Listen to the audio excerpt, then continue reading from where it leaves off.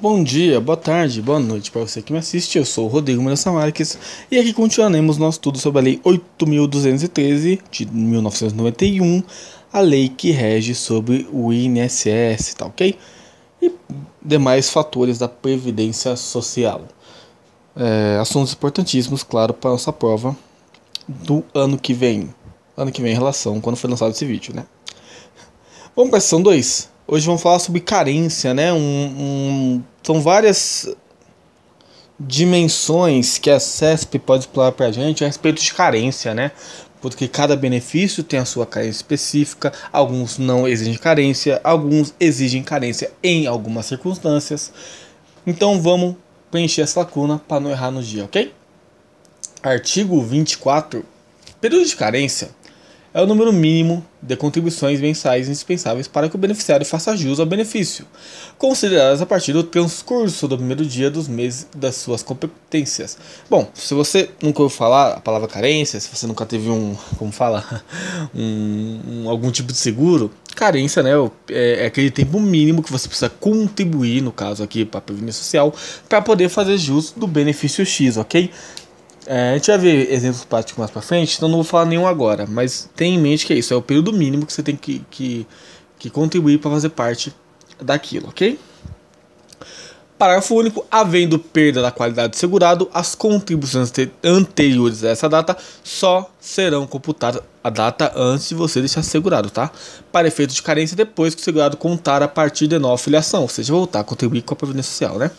Com no mínimo 1/3, né, dividido por 3, do número de contribuições exigidas para o cumprimento da carência definida para o benefício a ser requerido. Vamos lá. Eu contribuí com a Previdência, ou seja, ele lá contribuiu o mínimo para a carência, parou de contribuir, perdeu o quadro de segurado, voltou a trabalhar, voltou a contribuir.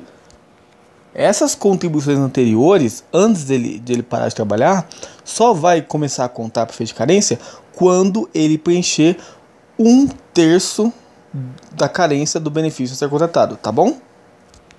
Então, se aquele benefício ele precisa de 12 meses, perdão, ele precisa de 12 contribuições para poder ser requerido, ele vai ter que trabalhar, por exemplo, no caso então 4 meses, e aí aquelas contribuições anteriores vão somar ao total para a soma das duas contribuições, ok? Artigo 25. A concessão de prestações pecuniárias do regime geral da Previdência Social depende dos seguintes períodos de carência, ressalvado o disposto no artigo 26, que a gente vai ver daqui a pouco. O auxílio-doença e a aposentadoria por invalidez são necessárias 12 contribuições mensais, 1 ano. Até 1 ano você não tem direito a esses benefícios, tá ok? Existem exceções, a gente vai ver. Inciso 3. Salário maternidade para seguradas de que tratam os incisos 5 e 7 do artigo 11 e artigo 13. Já vimos aqui, tá na playlist, é só ir lá ver. 10 contribuições mensais, respeitado o disposto no parágrafo único do artigo 39 dessa lei, que a gente vai entender melhor mais pra frente, tá bom? Mas tenha em mente que, no geral, o salário maternidade, para casas que estão regularizadas, são necessários 10 contribuições mensais, ok? Parágrafo único, não esquece aqui. Em caso de parto antecipado, desculpa o barulho aqui, chegou o e-mail, o período de carência a que se refere o inciso 3 será reduzido em número de contribuições equivalente ao número de meses em que o parto foi antecipado. Então, por exemplo, uma mulher que contribuiu por 8 meses e deu à luz ao filho no 7º mês de gestação, 2 meses a menos do que o esperado, e tem 2 meses a menos para cumprir da carência a ser suprida, ela vai receber o salário maternidade, ok? Ok. Eu dou o exemplo dos 7 meses porque parece que com 8 meses a criança não pode nascer, né? Pode nascer com 7, mas não com 8, um negócio assim. As grávidas sabem do que eu estou falando. O 26º artigo fala o seguinte: independente de carência, a concessão das seguintes prestações. Ou seja, o que a gente vai falar agora não precisa de carência, ok? Pensão por morte, auxílio reclusão, salário família e auxílio acidente. Bom, pensão por morte é autoexplicativo, né? Uma fatalidade. Obviamente, ele está falando de pensão, então não vai ser o segurado morreu. Vai ser a família do segurado, né? Então, é natural que ela não seja carência. O auxílio reclusão tem uma base muito parecida, né? Às vezes o cara errou, foi condenado, né? Ou se envolveu com as circunstâncias erradas, foi preso. A família, muitas vezes até a família do cara nem sabia disso, né? Ou aconselhava a não fazer.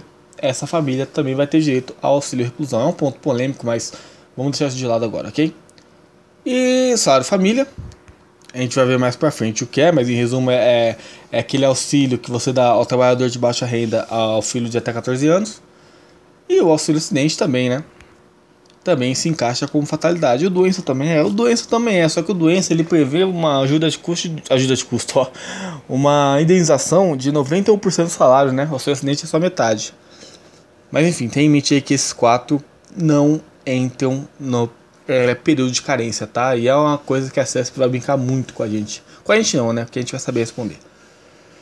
Vamos ler o inciso 2. Auxílio doença e aposentadoria por invalidez nos casos de acidente, olha lá, de acidente de qualquer natureza ou causa e de doença profissional ou do trabalho, bem como nos casos de segurado que após filiar-se ao regime geral for acometido de algumas das doenças e afecções especificadas em lista elaborada pelo Ministério da Saúde e da Previdência Social, atualizada a cada 3 anos, de acordo com os critérios de estigma, deformação, mutilação, deficiência, outro fator que lhe venha confira especialidade e gravidade que mereçam, tratamento particularizado, perdão. Então vamos lá.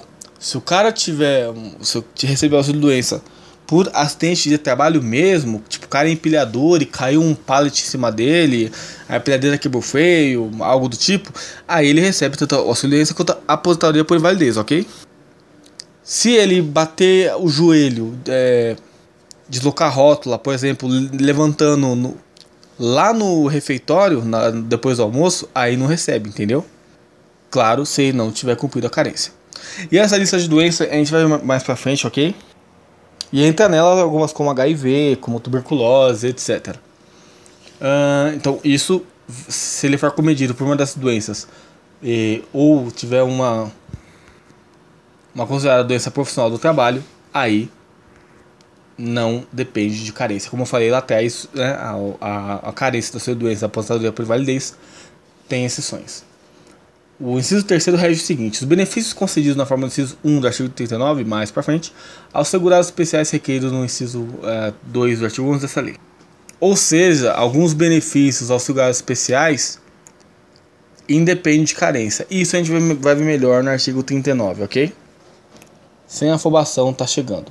Porque se a gente for descer lá o artigo para ler, para responder uma coisa do inciso 3 do artigo 26, por exemplo, isso além de quebrar nosso ritmo agora, vai fazer com que a gente não chegue com a concentração necessária lá no artigo 39 mesmo, ok?